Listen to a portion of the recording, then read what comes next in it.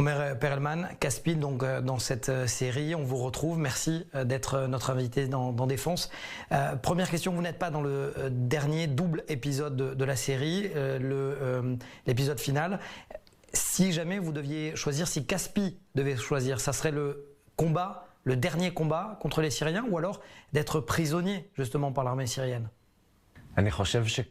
Vous savez, Caspi, on le voit tout au long de la série. On essaye de suivre le chemin que son officier lui a légué. Il est animé d'une mission. Il veut tout le temps aller de l'avant et combattre, même si parfois la situation n'est pas logique. Donc je pense que Caspi aurait choisi de combattre, de prendre part au combat final et de se battre tant qu'il le pouvait. Ce qui est extraordinaire avec votre personnage, Omer Perelman, c'est que Caspi arrive à faire ce switch, et c'est très rare, dès le départ, de rentrer dans un sentiment post-traumatique. Et vous montrez au grand public, finalement, c'est quoi cette guerre? La guerre, c'est ça, c'est aussi une guerre sale. Oui, c'est vrai. C'était aussi l'un des objectifs du réalisateur avec ce personnage de Caspi. Il m'a demandé d'aller le plus loin possible dans la conception du rôle. Il avait l'habitude de venir après chaque scène et de me dire avec ses mains « Tu peux aller encore plus loin ». Caspi n'est pas un personnage issu d'une histoire vraie, mais il est composé de plusieurs histoires vraies. Il était donc important pour le réalisateur de montrer cette complexité, de montrer la saleté de la guerre, de montrer ses horreurs ou comment l'âme des soldats se décompose face à ces scènes. Comment cela peut aller même parfois au-delà de ce que nous avons vu dans la série. Ce qui est intéressant avec Caspi, c'est qu'il débute la série en étant le anti-héros. On ne lui donne pas le choix d'être exposé à son meilleur jour. Il rentre d'entrée de jeu dans un syndrome post-traumatique. Mais au final, et je l'ai ressenti via des avis des téléspectateurs, il finit par être ce héros. En clair, c'est de cet antagonisme que naît le syndrome post-traumatique, dans une société qui ne le reconnaît pas toujours. Et Caspi termine son histoire en étant le héros qui prévient les troupes via les réseaux de communication. Ce n'est pas un secret, vous n'avez pas été un soldat combattant dans votre vie, mais vous dites que vous êtes allé puiser au fin fond des témoignages de soldats qui ont été présents dans cette guerre de 73, mais également des guerres de Seconde Guerre du Liban, 2006 et 2014, la guerre borduro-protectrice. Qu'est-ce qu'ils vous ont dit? Waouh, c'était une longue aventure pour moi. C'est même difficile de résumer. J'ai étudié le problème, je suis même allé voir un psychologue et un psychiatre spécialisés dans le traitement des post-traumatiques. Ils m'ont présenté tous les phénomènes qui découlent de cette maladie. Et nous avons cherché à adapter ces comportements en fonction de chaque scène tournée. Comment représenter au mieux ce sentiment? J'avais besoin de parler aux soldats qui ont combattu depuis 73 jusque ceux qui ont récemment combattu, puisque le syndrome post-traumatique a été reconnu au fil des années. Après la guerre de Kippour, personne n'en parlait, personne ne savait ce que c'était. Pire, on a même donné l'impression aux soldats que c'était des faibles, des peureux. Certains n'ont même pas reçu la médaille du mérite qui leur était destinée. C'était une vision erronée de l'histoire qui s'est poursuivie jusqu'à aujourd'hui.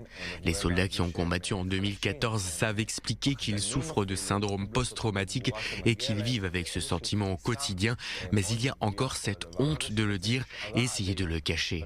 En 47 ans, cette honte a voyagé dans le temps et dans les générations, comme si elle était devenue un point commun entre tous les soldats combattants. Caspi est post-traumatique. Est-ce que Omer Perelman, de temps en temps, aussi ressent ce que Caspi ressent? C'est une question intéressante. On m'a donné le rôle de Caspi et j'étais heureux. Mais après coup, lorsque tu commences à travailler le rôle et les scènes, tu te dis que tu as reçu le rôle d'un fou. Qu'est-ce que cela signifie pour moi? Il y a visiblement quelque chose en moi de Caspi. J'ai commencé une introspection à penser à mes propres peines aux personnes qui sont mortes dans ma famille. On précise que votre maman, malheureusement, s'est donné la mort lorsque vous aviez 12 ans. Oui, j'ai perdu ma mère quand j'étais jeune. Et pour me connecter en tant qu'acteur à ce genre de rôle, alors que je n'ai jamais fait la guerre et connu de telles histoires, je me suis projeté dans mon propre traumatisme, dans ma propre peine. Et j'ai réussi à trouver des points communs. Les deux traitent d'une âme blessée et la manière dont elle réagit quand on ne traite pas bien cette blessure. Je peux vous dire que de ce sentiment personnel est néanmoins un ressenti dont je n'avais pas idée avant de travailler ce personnage de Caspi. Une question à laquelle j'avais pas pensé, c'est une série qui ne touche pas que les Israéliens.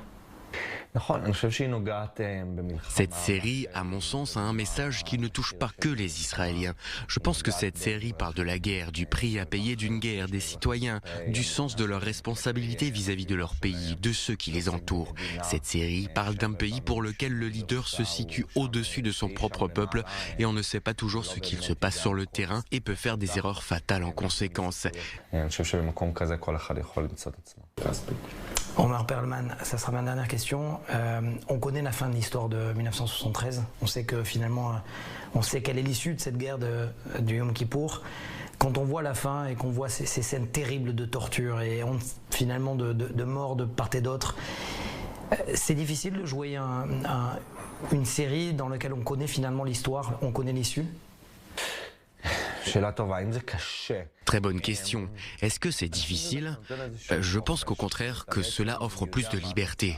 Parce que tu connais la fin de l'histoire, tu sais combien elle est sombre et difficile, mais tu ne connais pas le chemin pour y parvenir. Lorsque tu sais comment tu commences et comment tu termines, tu peux apporter entre les deux ton propre monde, le monde des soldats, de leur histoire. Le dernier épisode s'est terminé par le regard profond de ceux qui ont réellement combattu en 73. C'est leur histoire que nous avons racontée depuis le début de la guerre jusqu'à son issue. C'était important à mon sens de terminer la série avec ces regards, leurs regards. Caspi, Omer Perlman, merci beaucoup d'avoir été avec nous. Merci beaucoup, merci de m'avoir invité.